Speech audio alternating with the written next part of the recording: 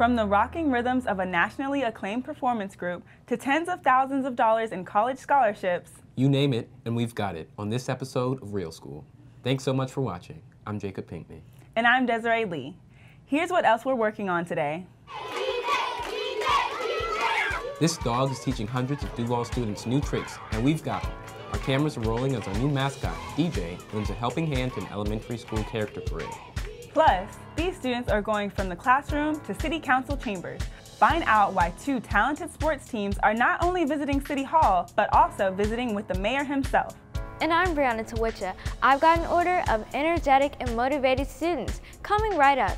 You don't want to miss my story on Ed White High School's Commander Cafe. It's going to be an exciting show. But first, let's head to our top story. The military is giving back in a push to connect more middle school students to STEM fields, that is, science, technology, engineering, and mathematics. Dozens of Duval students received hands-on learning through unique day-long workshops hosted by the United States Military Academy. Real School reporter Jesse Rhodes has the story. Hey, Jesse. What an experience! By building robots, these students watch the principles of science, technology, engineering, and math come to life. Think of this as Robotics 101. Students at Northwestern Middle School were divided into groups of 2 and given boxes with 100 small parts. Notice when it's like this, you can actually see the pieces. With the help of an instruction manual and their partners, students were given a challenging task: build a robot from scratch. Over the next course of the hour, students worked bit by bit and piece by piece. What kind of things are you learning doing something like this? Teamwork, we're learning how different pieces work together. It's doable, but sometimes it can be hard, but when you do make mistakes, you gotta come back a little bit. This is all part of a day-long STEM workshop put on by the United States Military Academy at West Point. West Point professors and cadets were on hand to guide students through the process of not only building robots, but also applying classroom concepts to the real world. I like for them to see that progression of starting with something that's completely broken apart, something that to them is not something that's tangible or anything that they can do. And then at the end of the day, knowing that they've actually produced something. Northwestern students were among a group of 2 schools whose students benefited from the workshop. We watched as Eugene Butler Middle School students programmed their robots by hooking them up to the laptops and then watch them go. Wow, that is way too cool. It was tough, but having these people come out here and help us, it was definitely made it a lot more feasible. I already like math, but it's making me like science a lot more because I see that there's more to it than just the things that I already learned about. Organizers say hosting these workshops at Northwestern and Eugene Butler was an innovative way to target a demographic of students who are often underrepresented in the STEM fields. The younger we can get them involved, the better. Now, when you take a STEM program such as West Point, the whole idea is that the young people will catch on, get excited about it, get on fire about it, and then start developing an interest. And boy, did these students show interest. From start to finish, they developed new skills that are sure to take them to the next level of learning. A lot of them just think it is the classroom and that's it. It doesn't go beyond the classroom and they'll say, okay, I don't like science, I don't like math. But when they get out and they see that there are these hands-on activities that they can do outside the classroom that are fun, then they think about, okay, maybe I should take more science and math. Maybe I should get involved in more activities. Maybe I should consider studying this in college, and maybe I should consider a career in STEM. I love building robots, and I can tell these students did a great job. And thanks to West Point for taking the time to visit our schools. Back to you guys at the studio. Thanks, Jesse. Now, let's take a trip back in time to meet 2 very influential figures in American history, John and Abigail Adams. The second U.S. President, John Adams, and his wife, Abigail, made a special appearance at the Jacksonville Public Library for a larger-than-life history lesson.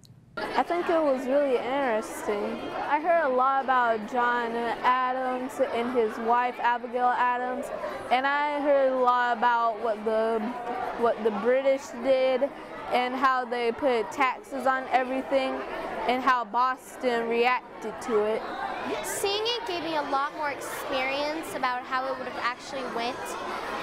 And reading it would just have told me the details, but it wouldn't have been as interesting, and it wouldn't have told me everything else that I need to know about it. Hundreds packed into the library's auditorium to hear the historical figures talk about major milestones in America's history, including the Boston Massacre, the Stamp Act, and the signing of the Declaration of Independence.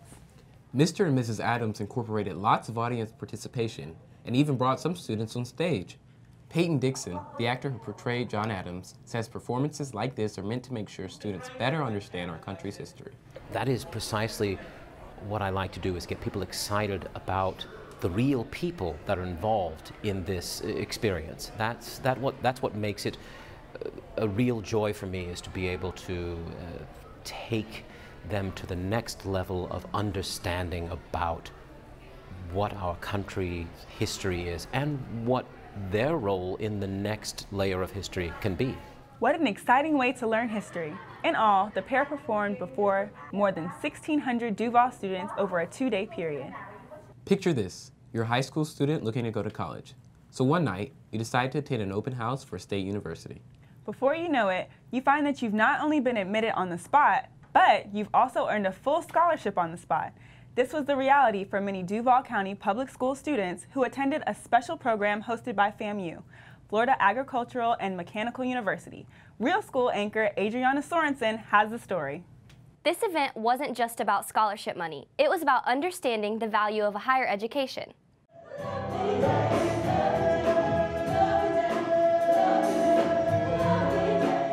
At first glance, this may look like a night of singing and dancing at Andrew Jackson High School, but this energetic performance by the FAMU Connection was just one part of a night dedicated to the college experience.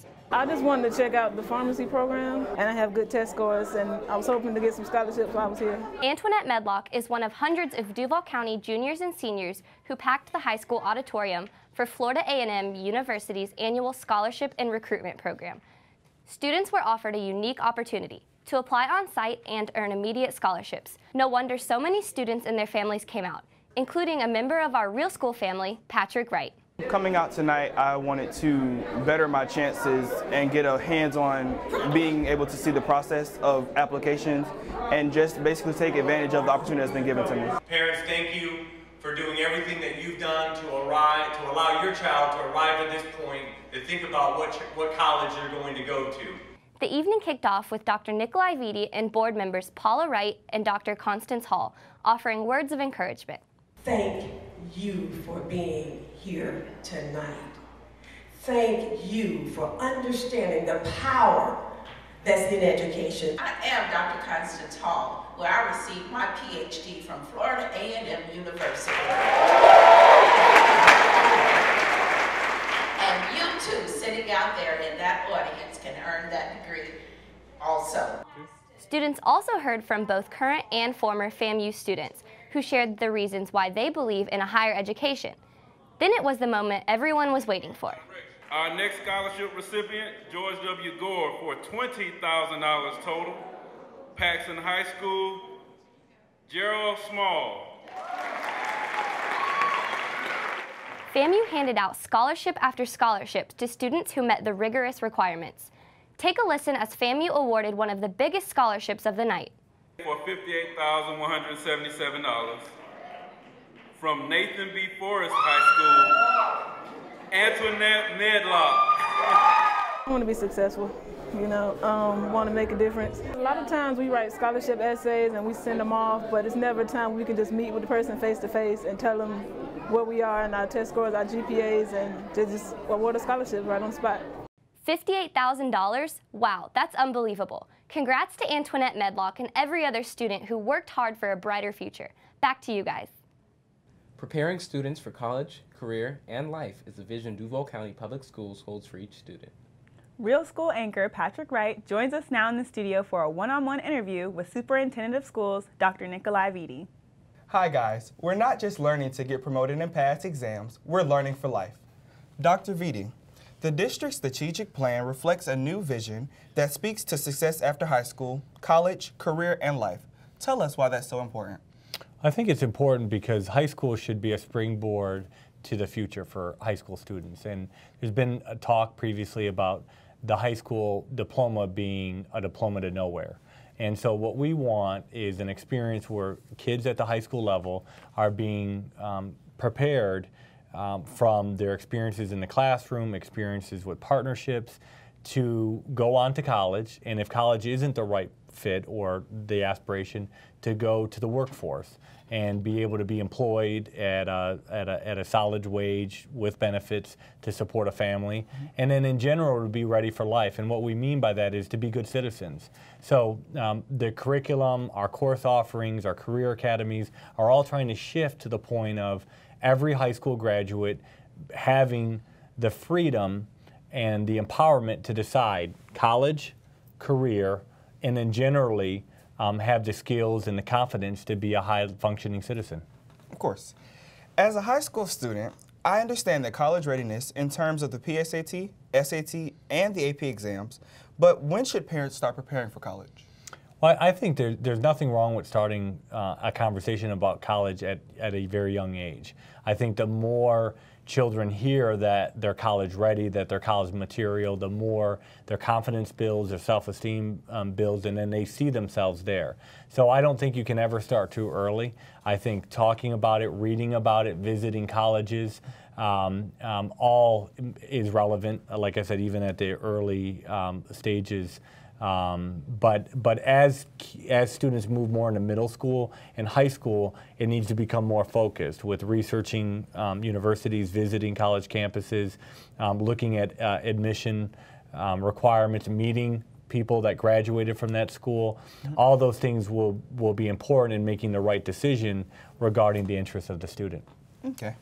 In your opinion, what skills do you think students should master for college, and how are our counselors and teachers helping students do so?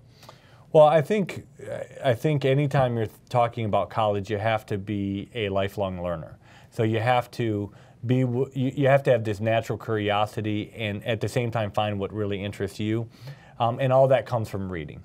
So I think when we talk about being college ready, it's about reading as much as you can, being exposed to as much information as you can, attending cultural events, watching documentaries, watching movies, and just expanding your horizons. I think it's also challenging yourself to meet people that might be outside of your circle, people that of different races, ethnicities, socioeconomic backgrounds, different countries, so that you are exposing yourself to something different.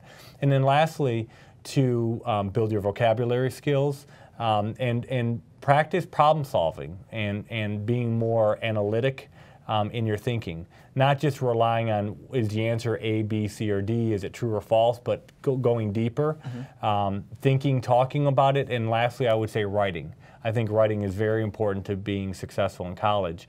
So basically what I'm saying is, if students are able to read at a high level and just enjoy reading, have background knowledge, write more to express themselves, verbally push themselves to express themselves, and become analytic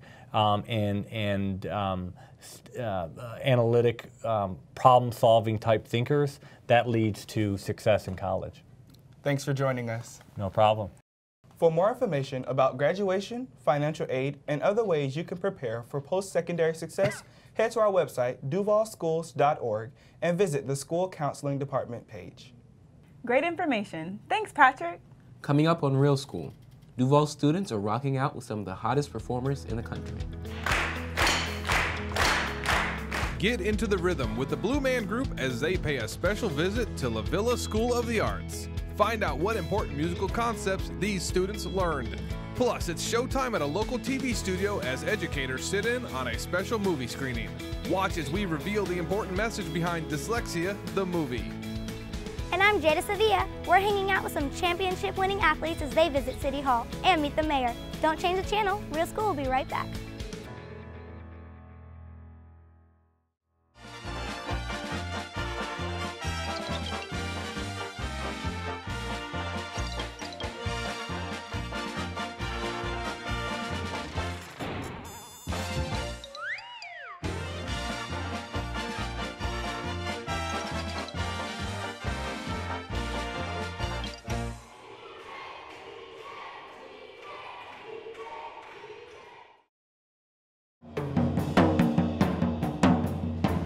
How would you like to share the stage with nationally acclaimed musicians?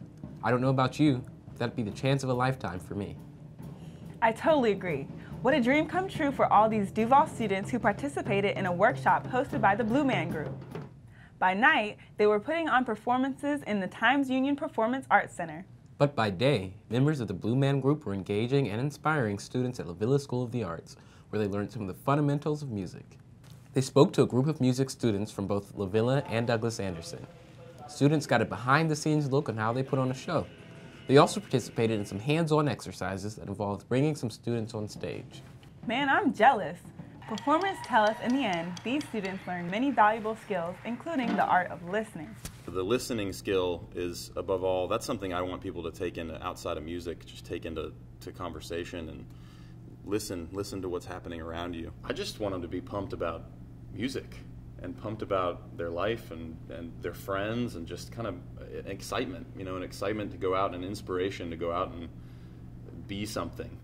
They're championship-winning athletes earning much more than just trophies and accolades. Duval County's newest middle school sports champions are touring City Hall, where they visited Mayor Alvin Brown.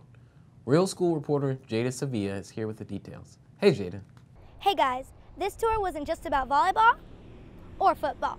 These students went beyond the classroom and got a civics lesson they'll never forget. Class is in session. Today, Matthew Gilbert Middle School's football team is getting an up-close and personal look at the workings of a local government by taking a seat inside of Jacksonville's City Council chambers. By bringing them down, we had an educational component where they learned about city government, and civics is a big thing right now in the district with the new EOC, so we wanted to have an academic focus along with recognizing them. These players happen to be this year's reigning middle school city football champs, and as a reward, they got a special tour of City Hall. With every stop they made, they learned more and more about our local government and how it works. It was nice. I've never been here before to experience new things and what they do, the different jobs and what they do here. Their tour went far beyond council chambers.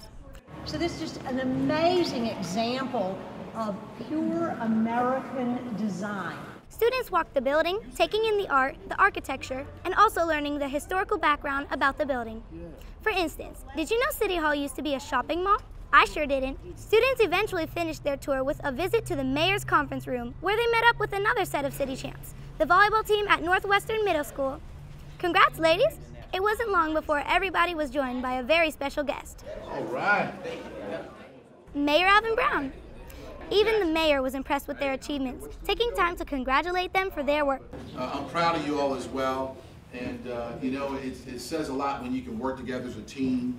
It teaches you discipline, focus, leadership, patience, you know, endurance. All of those things are important. And we know these athletes appreciated the chance to enrich their education. It's important because they can get a chance to reference back to real-world applications of learning about terms and limits in terms of city council member, and then being able to correlate to that to state government and then national government. So I think it'll be an impactful experience for the students overall. Congrats again to both teams. Hey, do you think I can make the volleyball team? I've got a pretty good serve. Back to you guys. Thanks for that report, Jada. We've got more great stories straight ahead. Still to come on Real School. We're taking you to the hottest cafe in town. Come sip a latte and meet the amazing students behind this school-based enterprise. And this is One Lucky Dog. Join Duval's top dog, DJ, as he participates in the Arlington Heights Elementary School Character Parade. And I'm Patrick Wright. Join me for our final one-on-one with our superintendent of schools. We're talking about an exciting new program aimed at helping hundreds of students. Stay with us. Real School will be right back. Success doesn't happen overnight. You think we were handed a trophy? We earned it. 9 times. 9 times. You want it bad enough? Go get it. Go get it. Undefeated state champions. Being a champ takes hard work. It begins with educational excellence for every one of us. Every one of us. On the court, in the classroom, year-round. All day. Every day. Every day. Every day. Every day. Keep your head in the game. Students at Ed White High School are serving up success thanks to the Commander Cafe. It's a place for students in the school's exceptional student education program to learn new skills and gain lots of confidence. Teachers say this cafe is perfect for students who've already earned enough credits for a diploma, but still need vocational training. Real School reporter Brianna Tawicha is here with the scoop. Brianna? Hey guys, are you craving something sweet with a side of first-class service? Then you need to stop by the Commander Cafe. Running a top-notch cafe like this isn't a simple task. First, you gotta make sure you have all the right equipment. Having a few good snacks doesn't hurt. Make sure you've got plenty of ice. And oh yeah, and you gotta have good coffee, and lots of it. Here at Ed White High School's Commander Cafe, you can find all of this and more. Not to mention an excellent staff who are happy to serve. I like everything, so. I like fish tea. Okay. And I like fish sweet lemonade. Lemonade and tea? Lemonade tea, okay. I will get ice. Do K-cups. Okay. Pour drinks. Special education teacher Susan Smith says the Commander Cafe is a school-based enterprise that gives students with disabilities a chance to learn practical skills. Kids who who struggle with academics like math and reading excel with hands-on stuff. I have students who are capable, they could actually work at a Starbucks. They have learned every area within the cafe and can even make a latte that takes 25 steps to do. These students are applying math and technology skills like counting money by using high-tech tools like these iPads. My favorite card is cash. Then they make it good cash is like $1.30. They're also learning another very important skill, communication. They get a chance to interact with students, faculty. We've had guests in the buildings. We've served guests in the building. We've done special events. So it has given them the exposure they need and the social skills they need to interact with more than just the population that they were accustomed to. Perhaps the most important lesson these students are learning is that they can do anything they put their minds to. It gives them a lot more experience to do it.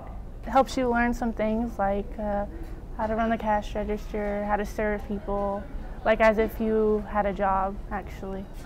So you learn some new things. You learn how to deal with money. And every one of them in here is capable of working in a business. They have been trained to do that. And I wish that it's possible that someone will be able to get a job. The school used the grant money to buy what they needed to start the cafe. All the money they make goes right back into the program. Sounds like I need to visit soon. Guys, back to you in the studio. Thanks, Brianna. What do Albert Einstein, Jay Leno, and Anderson Cooper all have in common? They've all been diagnosed with a learning disorder called dyslexia. In fact, it's estimated that anywhere from 15 to 20% of the U.S. population has dyslexia. Duval County Public Schools recently partnered with WJCT and Nemours Bright Start for the screening of Dyslexia, the movie. The special showing took place inside of the WJCT studios, where many parents, students, and educators were in attendance. Advocates say dyslexia is not something to be afraid of or ashamed of. They hope screenings like this will not only bring more awareness to the subject, but it will also provide the community with the necessary resources and skills to help those with dyslexia. If we can empower our parents and we can empower our educators in what dyslexia is, how it has to be taught different, you teach these children differently, then we are going to have successful young children. And by having successful young children, they're going to become successful young adults. Duval County Public Schools is working to increase services for students with dyslexia. Real School anchor Patrick Wright is joined by Dr. Vitti to discuss services for exceptional education students. Patrick? Thanks, guys. Dr. Vitti, can you tell us about the innovative programs and partnerships we have established to service students with learning challenges such as dyslexia? Sure. This year we have 4 sites, Hendricks Elementary, R.L. Brown, Loretto Elementary, and Hogan Springs Glen, that's offering a new way to engage dyslexic students, and then students that are showing signs of being below grade level, primarily through having a learning disability in reading. So these 4 sites have partnered with Hope Haven, which is a local nonprofit organization that is specialized in helping dyslexic students become grade level proficient in reading and in math. And what we're seeing is some very strong results. Only in a semester, we're seeing on average students catching up 1 grade level in reading and 1 grade level in math only in 1 semester.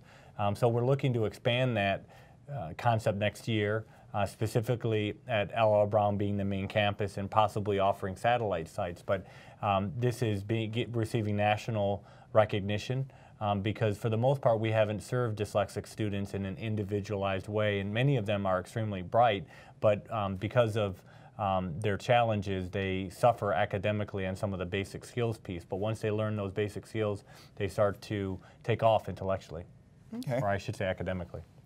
I'm sure it hasn't always been easy for educators to identify learning disabilities like dyslexia. These days, how are schools able to quickly identify these problems? Well, I think your question is right on. We did have a training with Susan Barton, who's nationally recognized as a dyslexic expert, and we had almost 300 parents in one session attend, and then almost 300 teachers attend to learn more about dyslexia.